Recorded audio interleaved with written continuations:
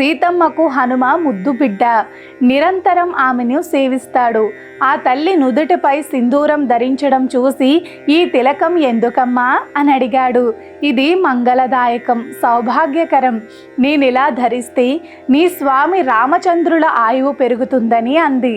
హనుమ వెంటనే ఒళ్ళంతా సింధూరం పులుముకొని వచ్చి, ఇప్పుడు స్వామి ఆయువు ఇంకా పెరుగుతుంది కదమ్మా, నేనిక జీవితమంతా ఒళ్ళంతా సింధూరం ధరిస్తాను అన్నాడు.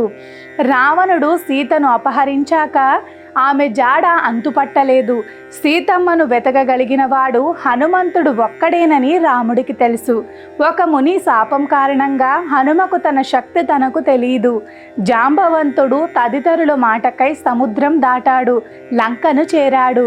సీతమ్మ జాడ కనుకొని ఆమె ఇచ్చిన చూడామణిని తీసుకొని, చూచితి సీతన్ అంటూ ఆనందంగా చెప్పాడు. రాముడు ప్రేమగా హనుమను ఆలింగనం చేసుకుని, నువ్వే నా సర్వస్వం అన్నాడు. హనుమకు అంతకంటే సన్మానం ఇంకేముంటుంది? స్వామి భక్తి పారాయణుడైన హనుమంతుడు రాముడి ఆజ్ఞ మేరకు చిరంజీవిగా భూలోకంలోనే ఉన్నాడన్నది ఋషివాక్కు. ఆంజనేయ స్వామిని హనుమాన్ చాలీసా, బజరంగ్ బాన్, హనుమాన్ బాహుకం ఇలా అనేక స్తుతులు స్తోత్రాలతో పూజిద్దాం. రామ లక్ష్మణ జానకి జై బోలో హనుమాన్కి.